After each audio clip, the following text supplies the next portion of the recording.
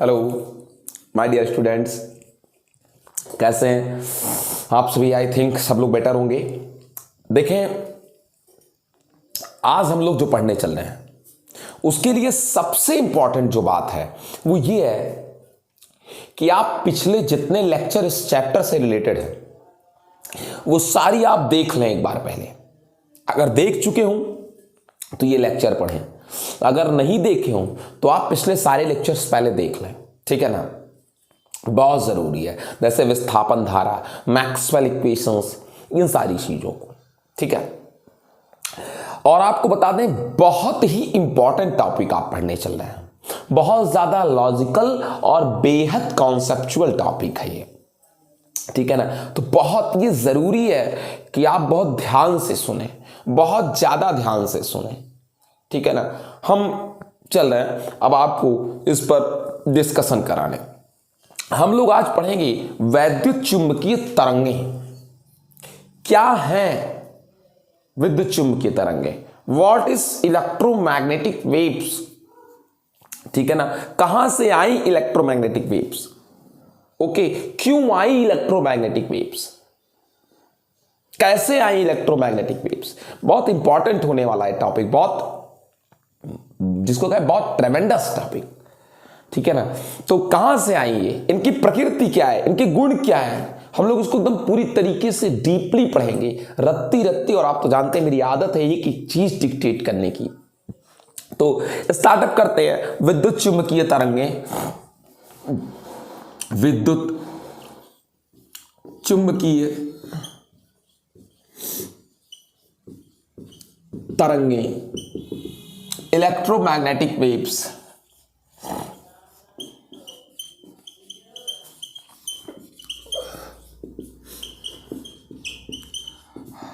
Board पर जितना गोदने वाला काम था आई ऑलरेडी डन दैट, मैं वो कर चुका हूं। आज तो आपको सिर्फ जैसे क्या है ना कि आदमी पहले एक खाका बनाता है, मुझे घर कैसे बनाना है, और खाका बनाने के बाद वो सामान जुटाता है, मैंने जुटा लिया है। मिस्त्री इकट्ठा करता है, मैंने इकट्ठे कर लिए हैं।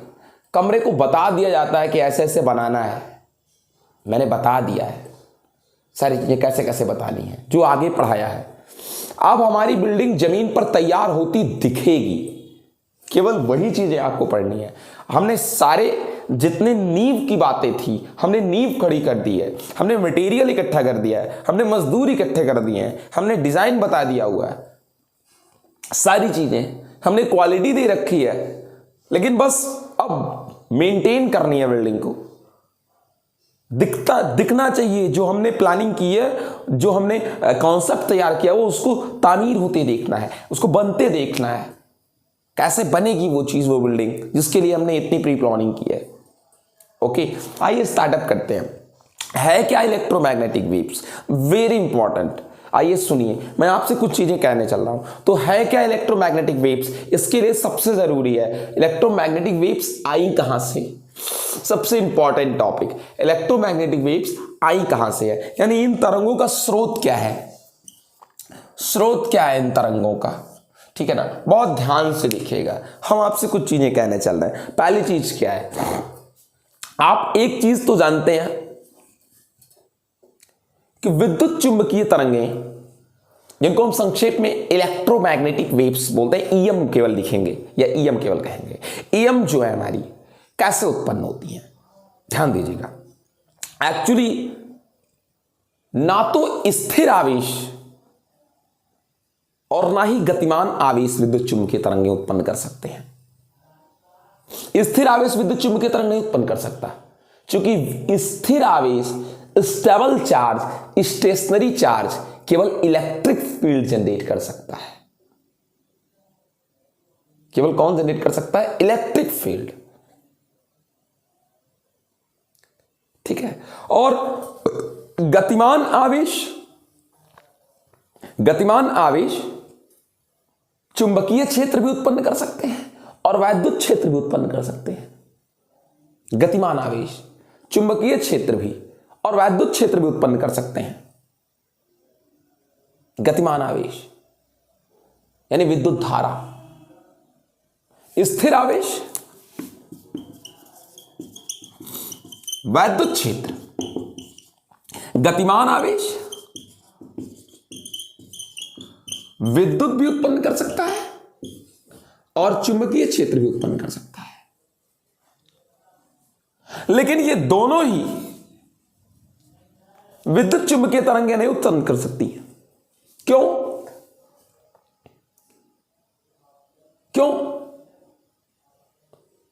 क्योंकि विद्युत चुंबकीय जो तरंगें होती हैं वो समय के साथ परिवर्तित होती हैं। विद्युत चुंबकीय क्षेत्र तरंगों में विद्युत और चुंबकीय क्षेत्र समय के साथ परिवर्तित होता रहता है। समय के साथ पोजीशन बदलती रहती है विद्युत चुंबकीय क्षेत्र में, तरंगों में, विद्युतीय क्षेत्र की भी। और जैसे जो विद्युत चुंबकीय तरंगे हैं बेटा, बहुत गौर से सुनिए, विद्युत चुंबकीय तरंगे में E और B दोनों समय के साथ अपनी पोजीशन बदलते रहते हैं। धीरे धीरे तभी आप सब कुछ समझेंगे। पेशेंस बांधकर मुझे सुने, बेहद लॉजिकल और कॉन्सेप्चुअल टॉपिक है। विद्युत चुंबकीय तरंगों में E और B समय के साथ, दोनों ही टाइम के साथ इनकी वैल्यू बदलती रहती है, इनका डायरेक्शन बदलता रहता है। E का भी और किसका भी, B का भी। विद्युत चुंबकीय तरंगों में समय के साथ वैद्युत क्षेत्र बदल जाता है और समय के साथ चुंबकीय क्षेत्र भी बदल जाता है। इनकी दिशा बदल जाती है, इनका मान बदल जाता है।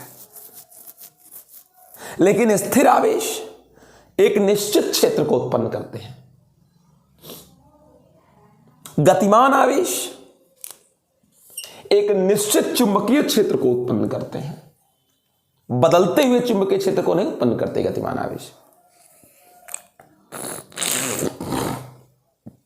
गतिमान आवेश एक निश्चित चुंबकीय क्षेत्र को उत्पन्न करते हैं और उनके साथ एक निश्चित चुंबकीय क्षेत्र बद्ध होता है। गतिमान आवेश एक निश्चित वैद्युत क्षेत्र रखते हैं, उसका ना मान बदलता है ना उसकी दिशा बदलती है। गतिमान आवेश एक निश्चित वैद्युत क्षेत्र रखते हैं, ना उसकी मान बदलती है ना दिशा बदलती है। और स्थिर आवेश केवल विद्युत क्षेत्र उत्पन्न करते हैं, उनका एक निश्चित मान होता है और एक निश्चित क्या होती है, दिशा होती है। ये इतनी बातें सामने आई, ठीक है ना। यानी स्थिर और गतिमान जो दोनों आवेश हैं, स्थिर और गतिमान जो दोनों ही आवेश हैं, वे विद्युत, स्थिर आवेश विद्युत क्षेत्र, गतिमान आवेश विद्युत और चुंबकीय क्षेत्र दोनों उत्पन्न कर सकते हैं। लेकिन ये दोनों ही आवेश विद्युत चुंबकीय तरंगें नहीं उत्पन्न कर सकती, क्योंकि विद्युत चुंबकीय तरंगों में, विद्युत चुंबकीय तरंगों में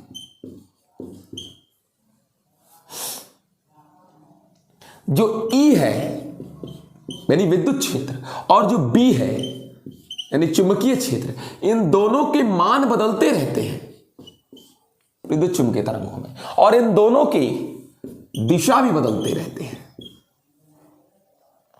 समय के साथ। E और B के मान भी बदलते रहते हैं और कौन भी, दिशा भी। समझ सके इस चीज को, कैसा बदलता है ये हम आपको भी बताएंगे, आप परेशान ना हो, हम बताएंगे E और B के मान कैसे बदलते रहते हैं, कैसे दिशा बदलती रहती है, बताएंगे आपको भी हम बेटा, परेशान ना हो, ठीक है। लेकिन अभी आपको समझना है कि विद्युत चुंबकीय तरंगे गतिमान आवेश से क्यों नहीं उत्पन्न हो सकती, चूंकि इसमें एक निश्चित वैद्युत क्षेत्र उत्पन्न होता है। जैसे ये आवेश है स्थिर आवेश, इसके कारण इस बिंदु पर वैद्युत क्षेत्र नियत है, नियत है, उसकी दिशा भी क्या है, नियत है, नियत वैद्युत क्षेत्र और दिशा भी नियत है। गतिमान आवेश, ऐसे ये धारा बह रही है, इसके कारण यहां पर विद्युत क्षेत्र, इसके कारण यहां पर चुंबकीय क्षेत्र का मान नियत है, ये निश्चित है, और यहां पर दिशा भी निश्चित है, किस दिशा में होगा चुंबकीय क्षेत्र, इस धारा के कारण। यानी क्या निष्कर्ष निकला कि स्थिर आवेश के कारण ई का मान भी नियत है और दिशा भी नियत है। गतिमान धारा के कारण उत्पन्न हुई बी का मान भी नियत है और दिशा भी नियत है। इस धारा के कारण या इस आवेश के कारण यहां पर अगर ई भी होगा तो उसका भी मान नियत है और कौन भी नियत है, दिशा भी नियत है। ठीक है ना, ये इतनी बात सबको समझ में आ गई होगी। लेकिन विद्युत चुंबकीय तरंगें वो होती हैं जिसमें ई और बी दोनों का मान और दिशा समय के साथ बदलता रहता है। इस बात को समझाया मैक्सवेल ने, और मैक्सवेल ने यह भी समझाया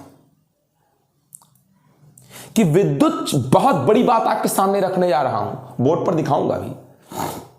मैक्सवेल में बहुत बड़ी बात समझाई कि विद्युत चुंबकीय तरंगों में ई और बी का मान और दिशा दोनों बदलता है, और यह भी समझाया कि विद्युत चुंबकीय तरंगों की उत्पत्ति का कारण आवेशों का दोलन है, आवेशों का कंपन है। ऐसे ऐसे ये कंपन है, दोलन है। ये बात समझाई है।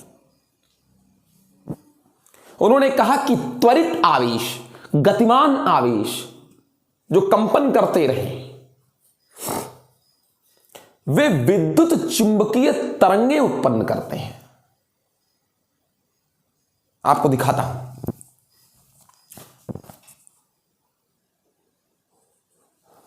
जैसे ध्यान दें, ये एक स्थिर आवेश है, ठीक है। इसका वैद्युत क्षेत्र ऐसे होता है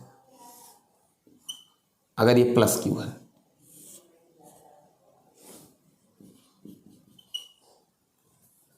ये वैद्युत क्षेत्र है, इसका वैद्युत क्षेत्र सीधी रेखा में बिल्कुल। लेकिन अगर आवेशित कण दोलन करने लगे, गति करने लगे,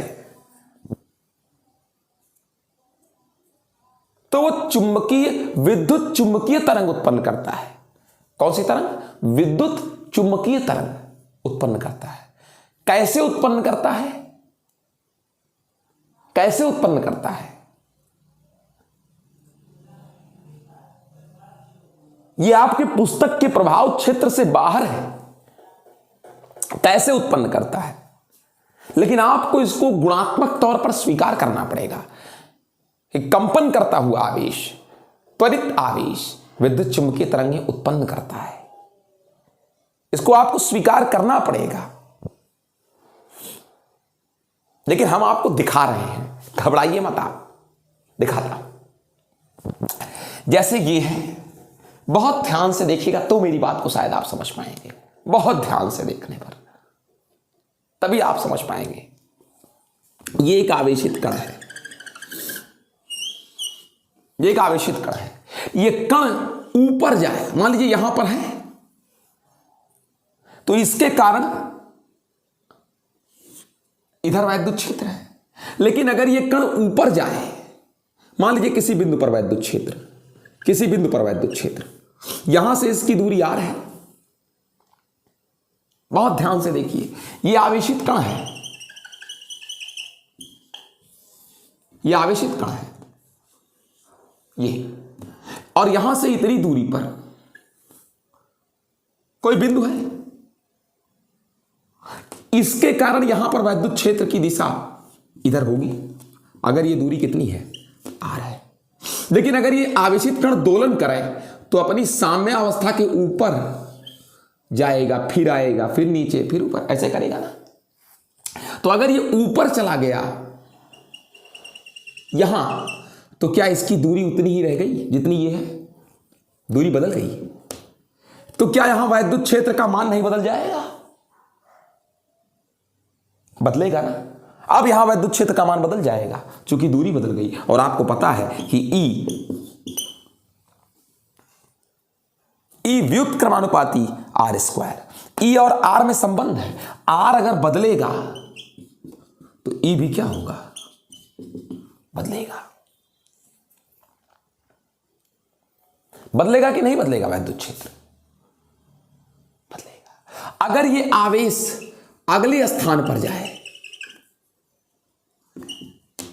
फिर यहां से दूरी इसकी, तो फिर यहां पर ई का मान क्या हो जाएगा? बदल जाएगा। फिर कण ऊपर जाए, अभी ऊपर ही जा रहा है, दोलन कर रहा है ना, ऊपर जाएगा, फिर नीचे आए, फिर यहां से इसकी दूरी बदल गई R∼, फिर यहां पर ई का मान बदल गया, फिर यहां से दूरी R∼, फिर यहां से दूरी बदल गई। तो फिर जैसे R बदला तो कौन भी बदलेगा? ई भी बदलेगा। एक बिंदु पर वैद्युत क्षेत्र परिवर्तित हो रहा है।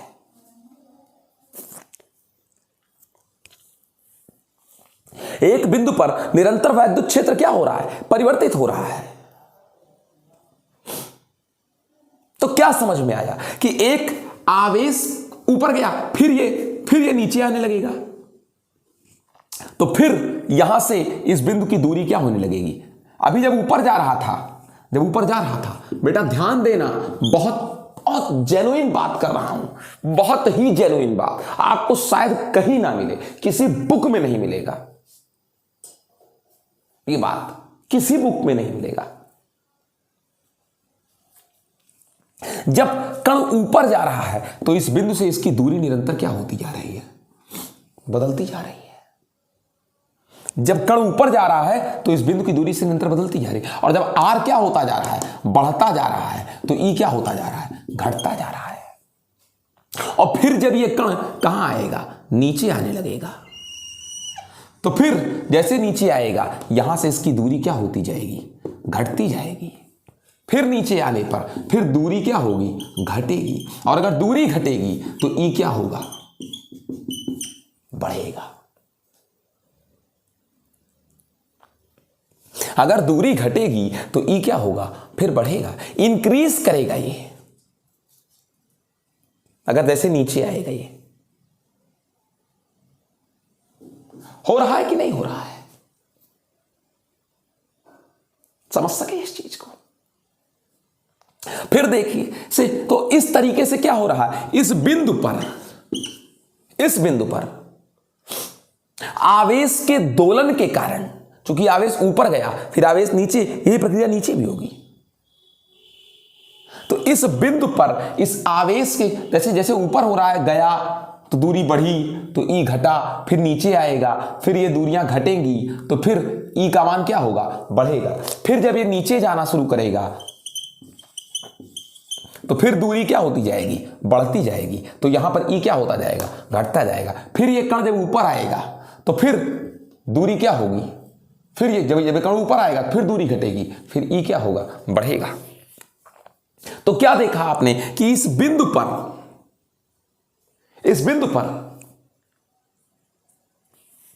निरंतर ई के मान में क्या हो रहा है? परिवर्तन हो रहा है। ई के मान में परिवर्तन हो रहा है समय के साथ। देखा आपने कि नहीं देखा? ई के मान में क्या हो रहा है? परिवर्तन हो रहा है समय के साथ ई के मान में। और ई के मान में जो परिवर्तन हो रहा है वो दोनों पर डिपेंड कर रहा है असल में। एक तो समय पर भी और एक किस पर भी? विस्थापन पर भी। ये कण ऊपर जा रहा है फिर नीचे, तो इसकी विस्थापन भी तो साम्य अवस्था, एक बार यहां था, फिर यहां गया, फिर यहां गया, फिर यहां गया, फिर घटने लगा। कण एक बार इस जगह से देख लीजिए, यहां से दूरी इसकी बदलती जा रही है, इस बिंदु से इसकी दूरी बदलती जा रही है आवेशित कण की। तो दूरी भी बदल रही है। ये यहां से आर दूरी थी, फिर R', फिर R∼, R∼, R∼, और समय के साथ ऐसा हो रहा है। तो ई का मान t और x दोनों के साथ क्या हो रहा है? बदल रहा है। देखा ना आपने कंपन की स्थिति में क्या हुआ? तो इस दोलन करते हुए आवेशित कण, दोलन करता हुआ आवेशित कण, ऊपर जाना आना, फिर ऊपर जाना आना, फिर नीचे आना, फिर ऊपर जाना। तो क्या देखा आपने कि जैसे जैसे आवेशित कण की स्थिति बदलती है, इस बिंदु से दूरी बदलती जाती है, और दूरी बदलने से यहां पर वैद्युत क्षेत्र ई का मान भी बदलता है। दूरी बढ़ेगी तो क्षेत्र घटेगा, दूरी घटेगी तो क्षेत्र क्या होगा, बढ़ेगा। इस प्रकार से इस बिंदु पर एक परिवर्ती वैद्युत क्षेत्र है। एक परिवर्ती क्या है बेटा, वैद्युत क्षेत्र है। और आपने देखा क्या, अगर परिवर्ती वैद्युत क्षेत्र है तो आपको पता है, आपने विस्थापन धारा में मैक्सवेल की परिकल्पना के अनुसार आपने ये चीज सिद्ध किया है। जाकर विस्थापन धारा पढ़ लीजिए जो हमने पढ़ाया है पिछले हेडिंग्स में। आपने मैक्सवेल की परिकल्पना के अनुसार ये चीज सिद्ध किया है, क्या कि परिवर्ती वैद्युत क्षेत्र चुंबकीय क्षेत्र क्या करता है, उत्पन्न करता है। आपने देखा है इसके अंदर, संधारित्र के अंदर एक ऐसे बना के मैंने दिखाया था, यहां पर जो चुंबकीय क्षेत्र था मैंने यम लिया था, वहां पर वो परिवर्ती विद्युत क्षेत्र के कारण था। और यहां पर परिवर्ती चूंकि विद्युत क्षेत्र है, दोलित्र मतलब परिवर्तन करता हुआ। जैसे ये कण दोलन कर रहा है, जैसे कण ऊपर जा रहा है, नीचे आ रहा है, तो जब ऊपर जा रहा है तो इसकी स्थिति में परिवर्तन हो रहा है और समय में परिवर्तन हो रहा है। तो जैसे कण में दोलन हो रहा है, तो कण में दोलन होने से उस आवेश के ऊपर अथवा नीचे जाने से यहां से दूरी बदलती है, दूरी बदलने से वैद्युत क्षेत्र बदलता है। तो यहां पर वैद्युत क्षेत्र में भी क्या हो रहा है, परिवर्तन हो रहा है। तो इस वैद्युत क्षेत्र में परिवर्तन के कारण, बहुत पते की बात आपसे मैं कर रहा हूं, बहुत ज्यादा डीपली मैटर, बहुत थिंकिंग करेंगे आप तब समझेंगे,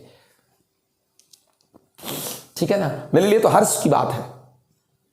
अब इस वैद्युत क्षेत्र में परिवर्तन के कारण, अब चूंकि हमने सिद्ध किया है मैक्सवेल के नियम से कि अगर संधारित्र के अंदर वैद्युत क्षेत्र में परिवर्तन होता है तो क्या उत्पन्न हो जाता है, चुंबकीय क्षेत्र उत्पन्न हो जाता है। और परिवर्ती वैद्युत क्षेत्र, परिवर्ती क्या उत्पन्न करता है, चुंबकीय क्षेत्र उत्पन्न करता है। परिवर्ती वैद्युत क्षेत्र, परिवर्ती क्या उत्पन्न करता है बेटा, चुंबकीय क्षेत्र उत्पन्न करता है। परिवर्ती वैद्युत क्षेत्र, परिवर्ती क्या उत्पन्न करता है, चुंबकीय क्षेत्र। तो क्या कहेंगे, यहां आवेश के दोलन के कारण, यहां किसके दोलन के कारण, आवेश के दोलन के कारण यहां पर परिवर्ती क्या उत्पन्न हुआ, वैद्युत क्षेत्र, परिवर्ती। और परिवर्ती वैद्युत क्षेत्र ने जन्म दिया परिवर्ती किसको, चुंबकीय क्षेत्र को। परिवर्ती किसको, चुंबकीय क्षेत्र को जन्म दिया।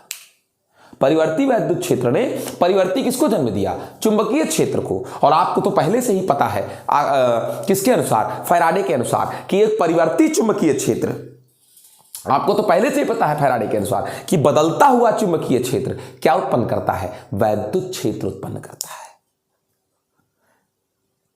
ठीक है ना, क्या उत्पन्न करता है, वैद्युत क्षेत्र। फिर बदलता हुआ वैद्युत क्षेत्र, आपने सिद्ध कर लिया है कि परिवर्ती वैद्युत क्षेत्र फिर क्या उत्पन्न करता है, चुंबकीय क्षेत्र। इस तरीके से वैद्युत क्षेत्र बदलता हुआ परिवर्तित, देखा नहीं आपने, आवेश में दोलन होने से, आवेश ऊपर जाता है, नीचे आता है, फिर ऊपर, आवेश में दोलन होने से यहां वैद्युत क्षेत्र में दोलन होने लगता है। दोलन मतलब परिवर्तन होने लगता है। वैद्युत क्षेत्र में परिवर्तन होने से मैक्सवेल के अनुसार चुंबकीय क्षेत्र में उत्पत्ति हो जाती है। और चुंबकीय क्षेत्र में अगर परिवर्तन होने लगता है, परिवर्ती चुंबकीय क्षेत्र अगर उत्पन्न हो जाता है, तो चुंबकीय क्षेत्र में परिवर्तन होने से फिर से एक बार क्या उत्पन्न हो जाता है, वैद्युत क्षेत्र उत्पन्न हो जाता है। फिर वैद्युत क्षेत्र परिवर्तित होता है तो फिर क्या उत्पन्न हो जाता है, चुंबकीय क्षेत्र उत्पन्न हो जाता है। जितना अधिक चुंबकीय क्षेत्र में परिवर्तन, उतना अधिक वैद्युत क्षेत्र और वैद्युत क्षेत्र में परिवर्तन, और जितना अधिक वैद्युत क्षेत्र में परिवर्तन उतना अधिक परिवर्ती चुंबकीय क्षेत्र। इस तरीके से आपने क्या देखा, क्या देखा आपने कि दोलित्र बदलता हुआ वैद्युत क्षेत्र चुंबकीय क्षेत्र उत्पन्न करता है, बदलता हुआ चुंबकीय क्षेत्र वैद्युत क्षेत्र उत्पन्न करता है। यानी दोनों एक दूसरे को संपोषित करते हैं, एक दूसरे को निर्माण करते हैं, दोनों वैद्युत चुंबकीय, चुंबकीय वैद्युत को दोलित्र रूप में। दोलित्र वैद्युत दोलित्र चुंबकीय को उत्पन्न करता है और दोलित्र चुंबकीय दोलित्र वैद्युत को उत्पन्न करता है। ठीक है ना, ये आपने देखा। और इस तरीके से तरंग गमन करती है, एक स्थान से कहां, दूसरे स्थान की ओर गमन करता है। ये भी आप अभी समझेंगे, ऐसा नहीं है। इस तरीके से तरंगें एक स्थान से कहां गमन करती हैं, दूसरे स्थान पर गमन करती हैं। मैं आपको बता दूं कि अगर विद्युत चुंबकीय तरंगों की उत्पत्ति के दौरान, बहुत ध्यान से देखिएगा, विद्युत चुंबकीय तरंगों की उत्पत्ति के दौरान, देखिए एक मिनट ध्यान से मैं दिखा रहा हूं आपको।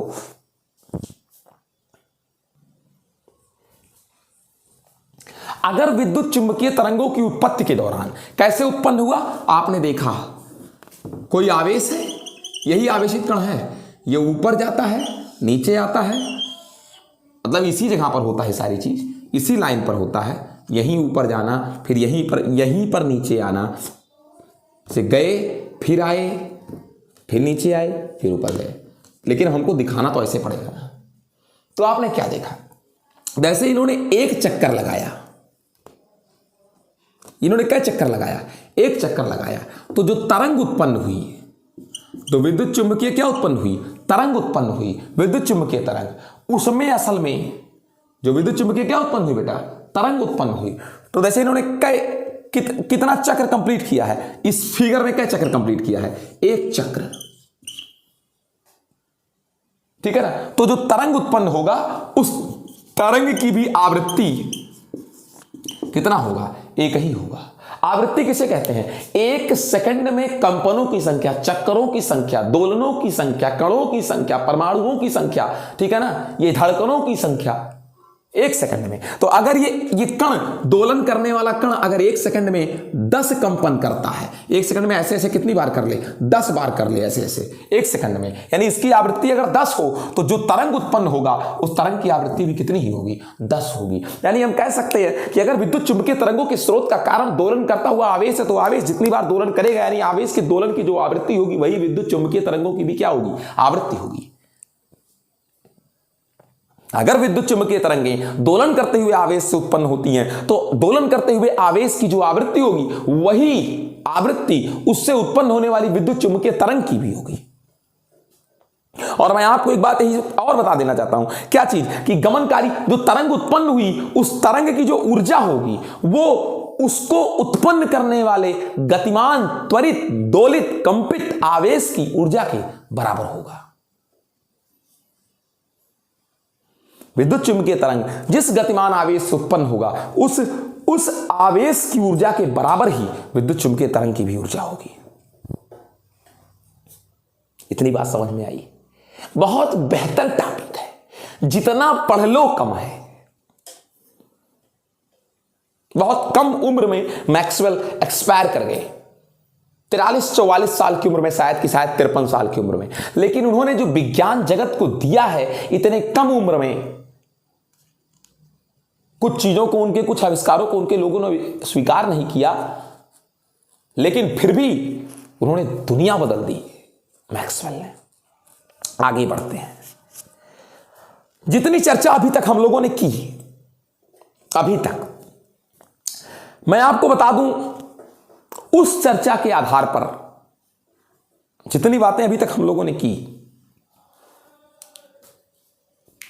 उस चर्चा के आधार पर यह बात कहना बहुत इजी हो जाता है कि प्रकाश एक विद्युत चुंबकीय क्या है, तरंग है। प्रकाश एक विद्युत चुंबकीय क्या है बेटा, तरंग है। जितनी बातें हम लोगों ने अब तक की, उस चर्चा के आधार पर यह कहना बहुत इजी है कि प्रकाश एक विद्युत चुंबकीय क्या है बेटा, तरंग है। और हमने यह भी कह दिया कि त्वरित आवेश से ही विद्युत चुंबकीय तरंग उत्पन्न होती है।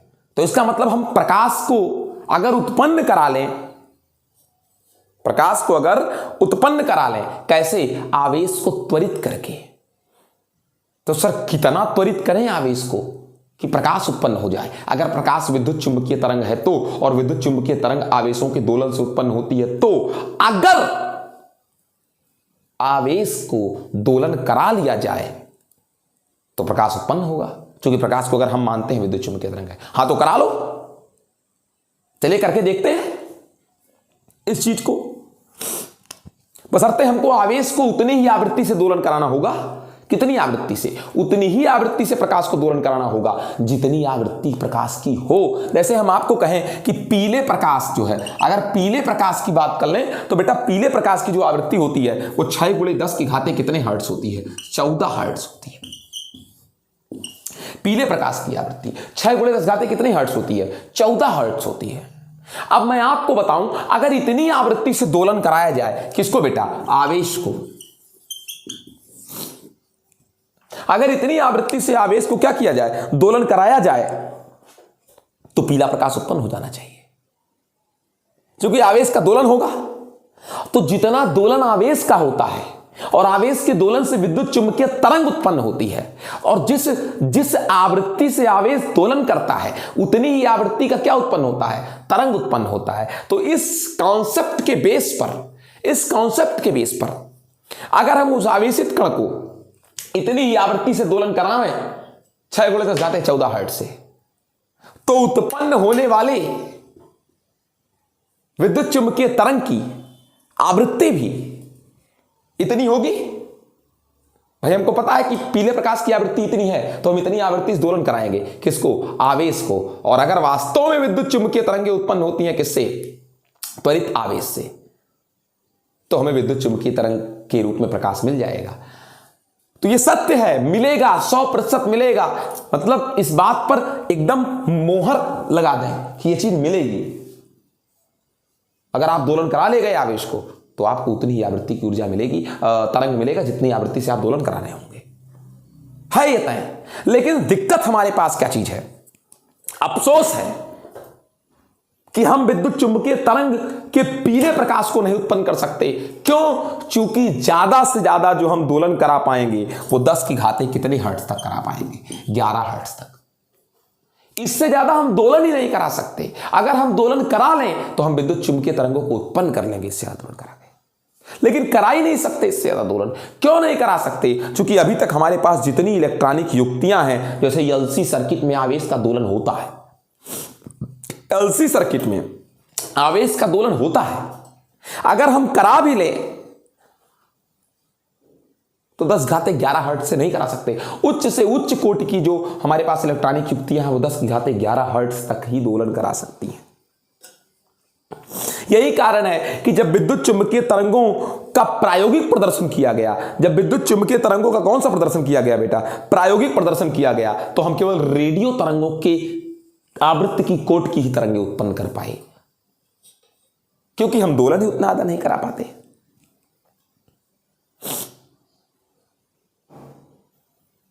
जब हम विद्युत चुंबकीय तरंगें उत्पन्न कराए तो केवल उन्हीं तरंगों को उत्पन्न करा पाए जो रेडियो तरंगों की आवृत्ति के परिसर के हों। हर्ट्ज ने अपने प्रकरण में ऐसा देखा कि हम उन्हीं तरंगों को उत्पन्न कर पा रहे हैं जो रेडियो तरंगों की आवृत्ति के परिसर की हों। इतनी उच्च आवृत्ति से हम कंपनी नहीं करा पा रहे हैं कि 10⁻14 हर्ट्ज उत्पन्न कर सके। अगर करा ले जाए तो वो भी तरंगें उत्पन्न हो जाएंगी। लेकिन कुछ समय बाद ही मैक्सवेल के सपने को हर्ट्ज साकार करते नजर आए और विज्ञान जगत में उन्होंने एक चमत्कार जैसा एक आमूलचूल परिवर्तन से चीज कर दी। उन्होंने दोलन कराने के लिए कुछ न कुछ दिमाग लगा लिया और वो दोलन कराए उच्च आवृत्ति से, बहुत उच्च आवृत्ति से वो दोलन करा ले गए, सफल हो गए और उसके बाद प्रेरणा स्रोत बन गए बहुत सारे प्रयोगों के, बहुत सारे आविष्कारों के हर्ट्ज, चूंकि उन्होंने विद्युत चुंबकीय तरंगें उत्पन्न कर दी। और आज तो पूरी दुनिया में विद्युत चुंबकीय तरंग है। और उसके बाद मैं बता दूं, हर्ट्ज के प्रयोग के 7 ही साल बाद भारत की कलकत्ता में जगदीश चंद्र बसु ने क्या किया, इन्होंने भी बेटा बहुत छोटी तरंग दैर्ध्य यानी बहुत उच्च आवृत्ति 25 मिलीमीटर से 5 मिलीमीटर तरंग दैर्ध्य वाली, तो 25 मिलीमीटर से 5 मिलीमीटर का मतलब बहुत उच्च आवृत्ति की तरंगें उत्पन्न करा ली। किसने? जगदीश चंद्र बसु ने। लेकिन दिक्कत यह था, हिंदुस्तान में लोग अपने प्रयोगों को पेटेंट नहीं कराते, प्रयोगशाला तक ही रह गया इनका प्रयोग, जगदीश चंद्र बसु का। हर्ट्ज का भी प्रयोगशाला तक ही रह गया। लेकिन उसी समय इटली में एक लोग थे, कौन? गुग्लियो मार्कोनी ने, उन्होंने हर्ट्ज के कार्य को और आगे बढ़ाया और उन्होंने विद्युत चुंबकीय तरंगों को बहुत दूर तक भेजने में सफलता प्राप्त कर ली, एक स्थान से दूसरे स्थान, लंबी तरंग दैर्ध्य। और उसका उपयोग संचार के क्षेत्रों में, तभी तो रेडियो टेलीविजन सब देख पाते हैं, कहां कोई बोलता है, कहां यहां हम सुनते हैं। और इस तरीके से संचार में विद्युत चुंबकीय तरंगों का प्रयोग किया जाने लगा। यह रहा बेटा विद्युत चुंबकीय तरंगों की उत्पत्ति का स्रोत। अगर आपको यह वीडियो वास्तव में पसंद आया तो सबको इसको दिखाओ, कैसे उत्पन्न हुआ। आप बमुश्किल से कोई वीडियो पाएंगे विद्युत चुंबकीय तरंगों की उत्पत्ति के स्रोत का। और आपको दो बातें तो मैं बताना भूल ही गया इसमें। आओ देख लो कौन सी दो बातें बताना भूल गया। वो जो दो बातें बताना भूल गया, जानते हो क्या? अब ये सोचो, जैसे मैं हूं, मैं एक कण हूं, मैं स्थिर हूं, तो मेरा क्षेत्र ऐसा होगा, स्थिर होगा, सीधी सीधी लाइन। अगर मैं यहीं केचुए की तरीके ऐसे ऐसे करने लगूं, केचुए की तरीके ऐसे ऐसे, मतलब ये कण अगर अपने स्थान से कहां जाने लगे, ऊपर नीचे ऐसे ऐसे होने लगे। जैसे मान लीजिए ये नोक है, ये नोक ऐसे ऊपर नीचे होने लगे, केवल नोक ऊपर नीचे, तो जानते हो जो विद्युत चुंबकीय तरंगें उत्पन्न होंगी वो कैसी होंगी? ऐसी होंगी।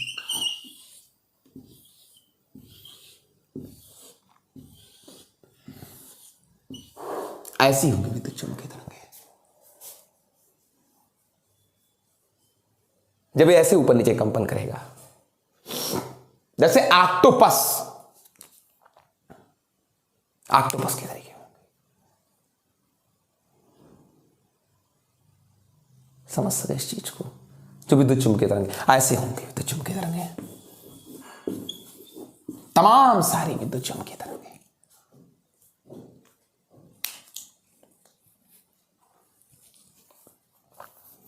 इस तरीके से होंगे विद्युत चुंबकीय तरंगें। समझाए तो आपसे कि विद्युत क्षेत्र की दिशा निरंतर बदलती है।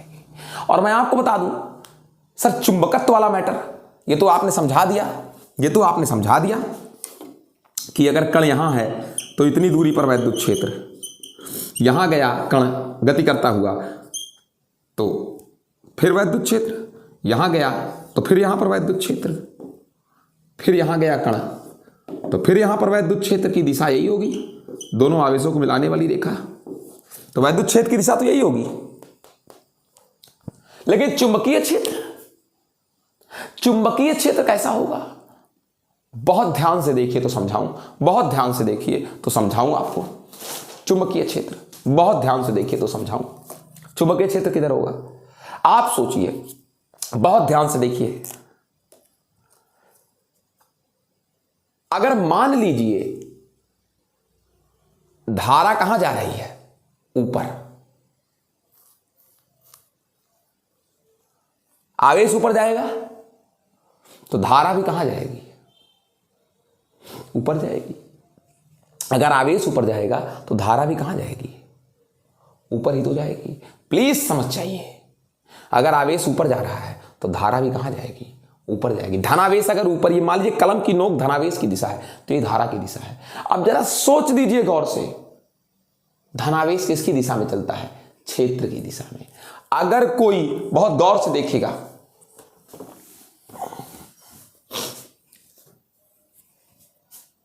अगर कोई धनावेशित कण है, ये ऊपर जा रहा है, बेटा प्लीज समझ जाओ, अगर कोई धनावेशित कण ये कहां जा रहा है? ऊपर, तो ये वैद्युत क्षेत्र की ही दिशा में जा रहा है। क्षेत्र इधर होगा, यही ई वेक्टर की दिशा होगी। यानी वैद्युत क्षेत्र इसी बोर्ड के तल में ऊपर। धनावेश किसकी दिशा में चलता है? धनावेश चलता है वैद्युत क्षेत्र की दिशा में, यही वेक्टर होगा। तो वैद्युत क्षेत्र की दिशा हो गई। अब आपको बताएं चुंबकीय क्षेत्र की दिशा फ्लेमिंग के दाएं हाथ के नियम से। क्या है दाएं हाथ का नियम? अंगूठा धारा और अंगुलियां उस बिंदु की ओर संकेत करें जहां क्या पता करना है? चुंबकीय क्षेत्र। जहां क्या पता करना है? चुंबकीय क्षेत्र। बेटा मान जाओ, इतना आप जान लीजिए, आपको मिल ही नहीं सकता कहीं इस तरीके से, कहीं नहीं मिल सकता। बहुत गौर से देखिएगा, इस तरीके से पॉसिबल ही नहीं आपको मिलना। बहुत ध्यान से देखिए, जब धनावेश जब ऊपर जा रहा है तो वैद्युत क्षेत्र भी प्लस से माइनस है ऊपर की ओर, और अगर वैद्युत क्षेत्र प्लस से माइनस ऊपर की ओर, बहुत गौर से देखिए तो आपको बताऊं, अगर मान लीजिए कि यहीं इसी बिंदु पर, चूंकि हमने ऐसा एग्जाम्पल दिया था, ये आपका धनावेशित कण कहां जा रहा है? ऊपर जा रहा है। अगर धनावेशित कण ऊपर जा रहा है, ऊपर जा रहा है बेटा, ऊपर जा रहा है धनावेशित कण। अगर आपका धनावेशित कण कहाँ जा रहा है, ऊपर जा रहा है, ठीक है ना, तो इसका मतलब वैद्युत क्षेत्र भी ऊपर है, वैद्युत क्षेत्र ऊपर है। अब आप धनावेशित कण ऊपर जा रहा है, धनावेशित कण तो मतलब धारा भी कहाँ जा रही है, ऊपर। धारा जो बहती है धनावेशित कण की दिशा में। अब देखो मुझे यहां पर चुंबकीय क्षेत्र पता करना है। मान लीजिए यहां पर क्या पता करना है, चुंबकीय क्षेत्र। बहुत गौर करिएगा, यहां पर क्या पता करना है, चुंबकीय क्षेत्र। बहुत ध्यान से देखिएगा, यहां पर क्या पता करना है, चुंबकीय क्षेत्र। ये अंगूठा धारा की दिशा, अंगुलियां उस बिंदु की ओर संकेत करें जहां चुंबकीय क्षेत्र पता करना है। चुंबकीय क्षेत्र कहां की ओर होगा, सामने की ओर होगा। ये देखो बेटा, चुंबकीय क्षेत्र कहां की ओर होगा, हथेली से धक्का देने की दिशा में, यानी यहां पर चुंबकीय क्षेत्र सामने की ओर है। ये चुंबकीय क्षेत्र सामने की ओर है, ऐसे मेरे कलम की दिशा में। और फिर जब ये कण नीचे उतरेगा, फिर जब ये धनावेश कहां उतरेगा, नीचे, तो इसका मतलब वैद्युत क्षेत्र कहां हो गया, नीचे हो गया। वैद्युत क्षेत्र कहां हो गया, नीचे हो गया। अब वैद्युत क्षेत्र नीचे, तो धारा भी कहां हो गई, नीचे हो गई। धारा भी कहां हो गई, नीचे हो गई। भाई वैद्युत क्षेत्र, जब आवेश नीचे आ रहा है, दोलन कर रहा है ना, आवेश नीचे आ रहा है, तो फिर धारा भी नीचे, और धारा नीचे, वैद्युत क्षेत्र भी नीचे। तो धारा नीचे, जरा फिर से इस पर चुंबकीय क्षेत्र पता करो। ये अब चुंबकीय क्षेत्र कहां की ओर होगा, अंदर की ओर। मतलब ये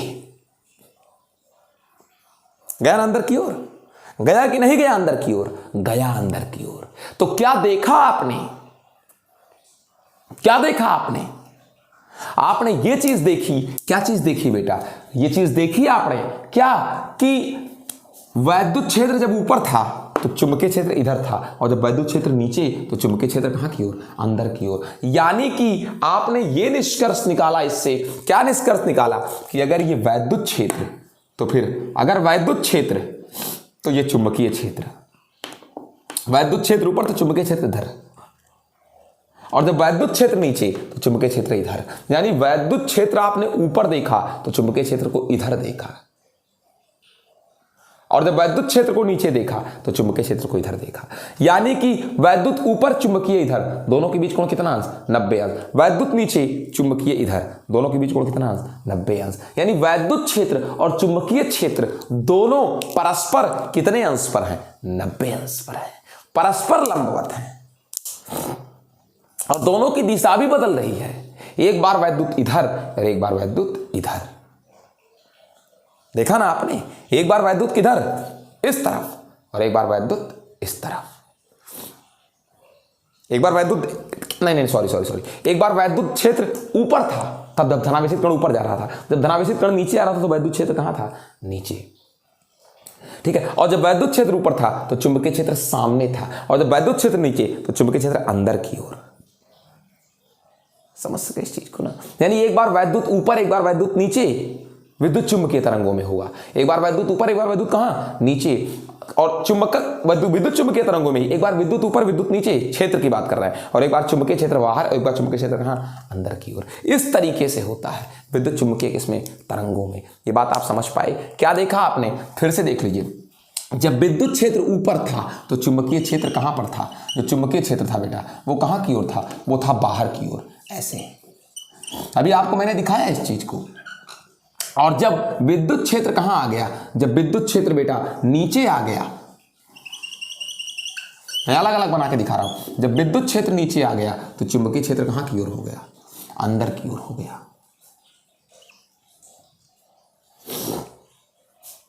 सकल निरूपण है ये। वैद्युत क्षेत्र ऊपर, चुंबकीय क्षेत्र इधर, देख लीजिए। और जब वैद्युत क्षेत्र नीचे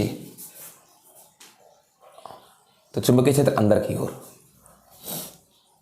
यानी कि विद्युत चुंबकीय तरंगों में विद्युत और चुंबकीय क्षेत्र दोनों एक दूसरे से कितने अंश के कोण पर होते हैं, 90 अंश के कोण पर होते हैं। ये पूरी बात हो गई बेटा। अब हम लोग अगली हेडिंग क्या पढ़ेंगे, आप अगले लेक्चर में देखिए। कंटिन्यूअस देखते रहिए, ये 4-5 घंटे का पूरा लेक्चर है, स्टेप बाय स्टेप में। मिलते हैं बेटा नेक्स्ट वीडियो में। Good bye.